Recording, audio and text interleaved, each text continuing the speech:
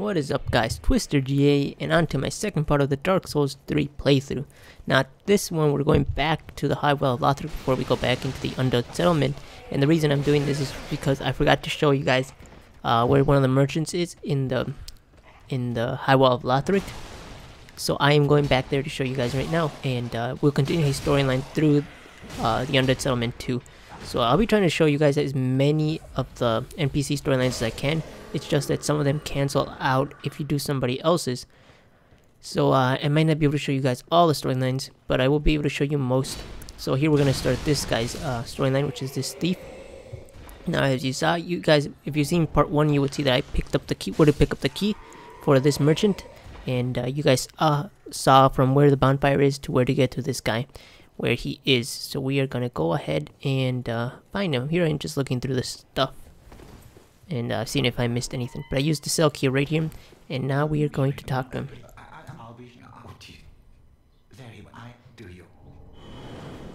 So there we go.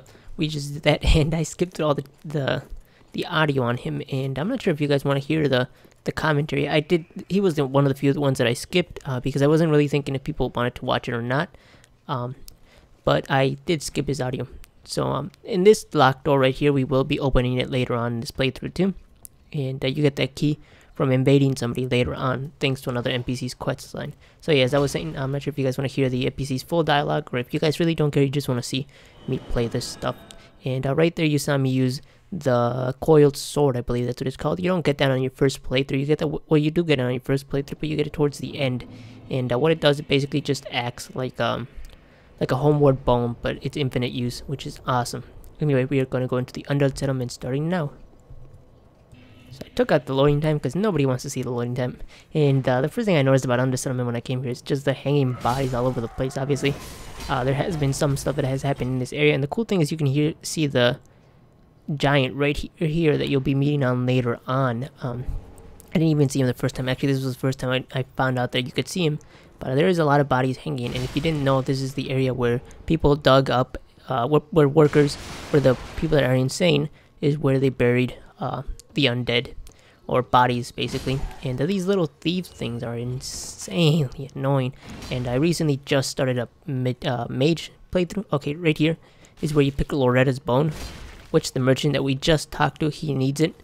Well, at least that's how you continue his storyline. He doesn't know about the bone, but that's how you continue his storyline. Just pick that up.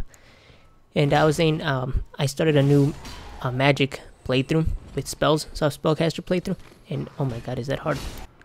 But these guys are terrible for spellcasters because they're so quick, they move so fast, they dodge your spells. That's a pain in the ass. Now here I actually, you use with firebombs if you're not a pyromancer, but I first came here, I saw there were so many guys, and I'm like, oh my god, how am I going to kill that guy and the big thing right there? But I did pick up the Loretta bone right here, which I actually forgot where I got it from the first time. But anyway, I see these barrels, I'm like, okay, you can explode these barrels, I would assume so. So I throw one, and no explosion, so I throw it again, and I hit the guy accidentally, and I'm like, oh crap, I gotta explode him as soon as I can. And normally it will explode on the first try, the barrels will explode on the first try. For some reason I didn't explode. I think I hit the wrong ones, the non-exploding versions. But anyway, I hit them, they don't die because I broke too many of the barrels before I exploded that barrel, so they ended up taking not as much damage, and for some reason they're not coming towards me, so I decided to try to just kill him with fire. And luckily they didn't alert anybody else. Now I'm gonna try to recreate that and actually explode him this time, which it works. That's how it should have worked. It should have killed him. Moving on ahead, we come to this long hallway after the big area with all those guys, and you get attacked by these two people from the back. Luckily I'm high enough level, but here's where I got my first surprise in this game, is these things are actually alive. And those things where the bodies are in it that are alive, and they stop you from doing heavy attacks on them, so it normally takes just 1 or 2 hits even in regular game to kill them. But I thought it was pretty cool to always be on a worry that the cages on the side of you are going to attack you. That adds a lot more intensity to the game. And honestly, it's funny because they use it here and they don't reuse it until the end, towards the end of the game, which is not towards the end, midway through the game, which I honestly found pretty cool. As it always sticks on your mind that those things can attack you. Even when you re-see them, you're like, oh yeah, I gotta make sure those things don't attack me, even though not all of them do, but it's always on your mind that those things could attack you. And it also makes you aware of, like, almost any dead body, honestly. now you're aware that maybe not all scenery is scenery. Maybe it actually is an enemy. So that's how it's kind of a wake-up call that don't think that anything that's there is just scenery. Some of them could be enemies. And I remembered it thanks to that enemy. But here we're going to get invaded by the Holy Knight Haudrick. Now, this NPC isn't too... I think it's an NPC. I would assume it's an NPC, although I did get invaded by it when I was with a friend. As when I was doing my spellcaster thing. And he was really good. He would heal all the time. He was pretty smart. And it felt like a real player, but this time he just kind of goes at me. And I'm able to kill him pretty easily, as this Fume Knight Sword's pretty strong. He does use a lot of healing though, that's for sure. So I try to kill him before he starts healing. Luckily, my 2 hits, and just one more, and I think he's out. I thought he was out of flask right there, and we kill another invader, which gets us the Vertebrae Shackles. And I will show you guys what the Vertebrae Shackles are. Basically, they're a little item that you use for a guild in this game, a covenant, not a guild. A covenant, which is the Mound Maker's Covenant, and it's an invasion covenant in which you can invade somebody and kill them, or you can invade and help them in their world, and that's pretty cool. Here I am showing you how to get them to the Mound Maker Covenant. If you're early game, before you kill the Rotted Greatwood, the boss in this area, this is how you'll be able to get into the Covenant. If you don't do it this way, it will take a longer time. There is another way to get to this Covenant, but it'll be way later into the game. So this is the easiest way to get to the Mound Maker's Covenant. Anyway, I'm going to kill these little guys up here, which don't do too much damage, and we are going to talk to this NPC right around here. Another Nana disappeared. So Grunton carries a cage. He ever has his cage. And Nana's never coming back. So come into the cage. And that guy tells us how to get to the Mound Maker's Covenant. If you couldn't tell, that was very, very, very, very obvious. So we are going to get to the Mound Maker's Covenant. Make it a drink quick. Now, to get to the Covenant, you walk up to this guy with the cage. Now, he is not... he is friendly to you.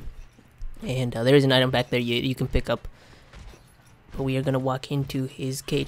And we are back. Now this guy, actually, you come back and you'll see him dead. The first time I played this, I didn't even know that the Mound Maker's Covenant existed, and I just found him dead on the floor, but I had no idea what happened. So here, we are going to join the Mound Maker's Covenant. Now make sure to, I don't know what happens if you choose the other choice, but I did choose that I am indeed, or no? Indeed, there we go. And we are going to join the Mound Maker's Covenant. Now I already got 30 shackles that I needed for this thing. So, there, I don't need to be in it anymore, which is nice. But here we are going to join and put in the shackles in, and you can put him on the altar behind him. And the reason that this is the only way to join it, at least early game before you beat the Rotted Greatwood, is if you beat the Rotted Greatwood, he falls down here and he kills this guy with one hit. As he's falling, he dies. This guy dies at least. So you'll see him later on that he'll be dead. So we are going to go back. That's the 2 main areas. Well, actually, 3 technically. That's one thing that impressed me about this game as opposed to Dark Souls 2 or 1 is the amount of ways that you can go is way bigger, at least towards the start of the game. There's 3 ways in total. That way that I went with the cage, which ends up being a dead end. There is the way that I showed at the start, which is the witch on the bridge, and then there is this way towards this bridge. And honestly, I found that kind of cool, although a little bit overwhelming at the start, as I'm like, where the hell am I supposed to go? There's so many ways to go. And I was like, I don't know which way the right way is, which way the wrong way is. But you end up exploring all of it, which is awesome. And it ends up connecting together, which is really nice. So even it doesn't matter which way you go that way or you go this way. You end up in the same spot, but they also lead to different areas, as this way will not lead you. Well, it does lead you to the boss area, but you can't enter the boss area through this way just yet. But this guy's a little bit harder early game, but not a big deal right now. Now down here there is a bonfire, which I will show you. As I actually, you see down on my right side, the witch fell down there, or whatever she is. She fell down there for no reason. I don't know why, that was random. I've never had her fall down there, but for some reason she fell down there. Not that it matters, as I won't be going down there just yet. But we're gonna light that bonfire. And the first time I actually found this bonfire, I accidentally fell. I was getting attacked by enemies, and I was like, whoops, I gotta roll. And then I was like, oh crap, I fell down. But nope, actually I fell into the bonfire. Let's go. Holy crap, this is where one of the bonfires is. Kind of hidden, so guys, you guys know where the bonfire is. Now here is where our next merchant comes in from, and we'll be talking to them. Unkindled, are we? Welcome to my... I am Cornix, an old pyromancer, a crow in his cage, as you see. But here we are. I hear the unkindled care to learn some... So we are going to learn pyromancy from this guy, and I already have almost all pyromancy. So maybe I'll show you guys the playthrough what the pyromancies are. But anyway, we accept his pyromancy, and he teleports back to Firelink Shrine, which I don't know if I said in the last game, but I don't like how people just teleport back to Firelink. I liked in Dark Souls 1, if you were trying to unlock Logan, he was in a cage. You had to find the cage key to unlock him, and that's how you would free him. In this case, this guy just teleports home without having to open the cage for no reason. I don't know why he teleports or how he teleports, but he teleports and they all teleport, which is a bit of annoyance in my in my opinion. It's a bit annoying that they just teleport home. Kind of broke my immersion a little bit. I was like, what the hell? Why did this guy just teleport? Why was he stuck in there if he could have always teleported to Firelink Shrine? I mean, why didn't you just teleport before that? Why did he have to wait till I came here? I mean, I know it's a game, but at least, you know, the other games, it kind of makes logical sense on why Logan's stuck in the thing and why he can't leave, because he's stuck. You need somebody to open it for him. In this case, this guy was just stuck there, but he could leave at any time, I guess. I don't know. But before we get to the boss area, one of the reasons I didn't go to the boss area is because first I want to link up the two fire links, or the bonfires. So you go to over here, and there are some rats, so you're gonna have to take care of these rat buddies. And after this, I say "and" too much. I gotta stop saying so much "and." Then we are going to kill this thing, this big rat, which is honestly kind of cool that you can't really see it, and then all of a sudden it appears. But luckily, I killed him with one hit. We're gonna smash these things now. We are going back up, and we're gonna link the bonfires. So we are gonna go this way, and after linking the bonfires, and we are going to I cut that out because there's no reason for you guys to watch it. You guys won't get confused on how to link the bonfires after that area, but we are gonna go this way, and we're gonna stop the giant from shooting at us. If you didn't know, or if you, I'm sure you've played through this area, but there's a giant that attacks you. And the way to stop him from attacking you, or at least with the arrows that keep flying at you, is that you gotta go up there, and if you have one white tree branch, I think that's what it's called, you pick him up next to the tree in the area where he's firing arrows at you. You only need one, but when you attack him, well, not when you attack, when you talk to him, he will go friendly from you, and he'll attack enemies for you, and he won't deal any damage to you anymore, so, which is really nice. So we are gonna go ahead and talk to him. And again, before we even make it to the giant, we are greeted by another NPC. Now here's a Katarina Knight, which are always the best characters in Dark Souls. And I love his that he makes, his his thinking noises. Oh, pardon me, I was absorbed in thought. I am Siegward of Katarina, to be honest. So Sigurd is in a little bit of trouble, as he is also getting shot by the arrows, and he needs to tell the giant how to stop. Well, tell the giant to stop shooting arrows, and he doesn't know how to get up the elevator because, well, the elevator only goes up. So the logical thing to do is to go into the elevator and get the other elevator to come down. So we are gonna go ahead and do that right now for you.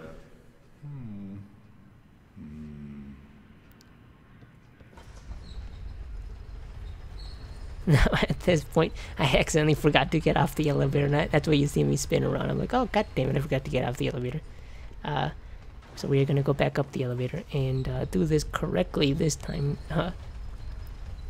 Anyway, it doesn't actually matter because he will get on the elevator that goes up automatically. As you'll see, he is gone. So we're gonna call in the elevator again, and it's gonna go up without us, or go down without us. I mean, not up. And here it is, the elevator. Now let's go in on it, and we are gonna go up. And on our way up, we will hear Sigurd again. Now I did notice that during the first place, I'm like, how the hell do I get down there? I hear him, but how do I get to him? So I'll show you guys quickly how to get to them, and we are gonna go up and also talk to this giant, and ask him to please stop firing the arrows at us, as we don't like it. We don't like it one bit. Anyway, he helps me out this time, and instantly normally he'll talk to you a little bit, but he helped me out instantly because it's New Game Plus, so there is no problem. I don't have to ask to make peace with him, as he's already helping me from New Game Plus for the new game before that. Anyway, here is how you jump down to meet Sigurd again. For the sake of the video length, I cut out what he says, but anyway, he basically is thinking about this giant thing right here, and I think I have to make this into a 2-part video, as it's already really long. Anyway, we're gonna go fight this guy right here, and with the help of Sigurd, this shouldn't be too hard, and this guy basically becomes a boss towards the later of the game. He becomes the main boss towards later of the game, or guys like him, which are just demon kings basically. I guess that's the easiest way to explain. Anyway, he's not too hard even in regular game, as Sigurd does a decent amount of damage. This guy does almost no damage. He's insanely big and intimidating, but he doesn't do much. He doesn't do much damage. So we are going to go ahead and kill him. We are going to talk to Sigurd, and after that we are going to explore the area a bit. Farther in on the area, here's one of the things that I told you, that you start thinking about the area around you, as you feel like these guys are going to fall on you and kill you if you pick this up, as Dark Souls does look to put traps, but luckily for you, nothing actually happens, and you go up. Farther on, after beating those 2 witches, we get to the rooftops, and just to explore more things. There are a couple of good things to pick up here, such as rings, such as Flynn's ring, which I think the less weight you're allowed, the more strength you have, something like that, and the chlorathipi ring, I think, something like that. I don't know how to say it. I forgot the name of the ring, honestly. But that one increases your stamina, which is really nice, which I used all the time. And those are the 2 main things that you see here. And a little bit of homework board. This also links up to the big door that I told you guys that we can't open yet. So I'll show you guys how to get down this place really quickly, since you can die if you fall incorrectly. You jump, you roll down there, and you're down here. And just pick up the items that are down here. And Mira's vest, which you can actually pick up her mask later on. I have to show you guys how to get that. Is you don't pick up Mira's vest from the drop, unluckily. Anyway, let's go on later. Now I am here invading somebody because, as you saw, well, I'm actually this is just a battle. Which, if you don't know, in battles you don't use potions, or at least flasks, and you just do it all with a guy. Now the point of this is that to complete one of the people's quest lines, you have to invade once. And you'll see the guy that was standing near the biggest throne in Firelink Shrine if you didn't catch the video, my first playthrough episode, and that'll teach you where to go. Anyway, we're gonna kill this guy because we need to for the quest line, to continue the quest line. Anyway, we're having a pretty nice match here, but I dodge, kill him, and there's the main watcher, and I don't need to be here anymore, so I'm gonna go ahead and go back home. So after picking up all the items near the part where the arrows are getting shot at you, I picked up the ashes and the costumes. We are into the boss area now. I didn't make a boss guide on this guy, and he still ends up not being very hard at all. He is really easy. Just kill a couple guys, and we are gonna go ahead and get this battle started. Now it's even easier in New Game Plus. He does do a bit more damage, obviously. Everything remains the same, and I was like, oh man, I can't fail on bosses that I've done videos on. That's just so much more stress. I actually haven't figured out either if it's based on in strength or how many hits you do. But I don't understand why some of his attacks don't do damage such as that. It's kind of annoying. I feel like all his attacks should do damage, just to make this boss fight a little harder. But some of his attacks still don't do any damage, and here we are getting hit by these things, but now they're doing damages. In the first game, those things didn't do any damage. But now they are. In the first regular level thingy, they didn't do damage, but now they are. Now here we get a little bit blocked with the camera, but he falls down, and the floor is gonna break, and we are gonna go down. This is where that guy, you see him all the way on the end. He is dead now, and he dropped something. So that's why you can't join the Mound Makers Covenant later on in the game, because the guy that you're supposed to talk to join the Covenant dies, because of the Great Wood being so fat and falling on him. And now we have to break his egg sacs to make sure he doesn't kill us. Anyway, I think this video is a little bit longer than I was expecting. Hopefully, or maybe I did edit it down. I did talk a lot during this episode, so I'm not sure if I edited it down or if I am cutting this up into 2 parts, as this area was a lot longer than I expected the video to be, as unlike the first area, there's multiple ways to go. The first area does have multiple ways to go, but they aren't as large as this area, plus that you didn't have the Covenant and the extra info. But here I am actually getting attacked by the hand. The first time I played this boss, the hand wasn't actually a thing that attacked me. I didn't even know the hand could attack you the first time I played this when I made the guide, because the hand never attacked me the first time I played this. So I didn't put that thing in the guide of how to dodge the hand, because I never had a hand attack me.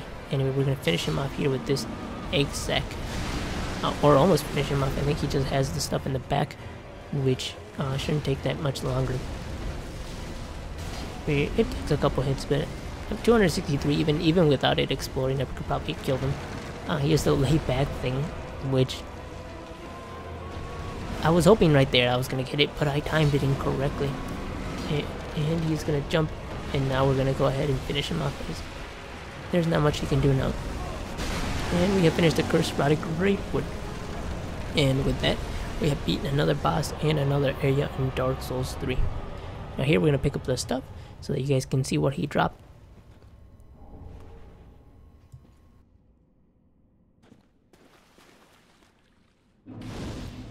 So now all we have to do is talk to a couple NPCs to continue this quest line. First we talk to this guy, Leonhard Ringfinger, and he's the one that gave us the red eyes. We used him to invade one person, and we are going to continue to talk to him. He'll tell us how to get a full red eye orb, which we will need to do to continue his storyline.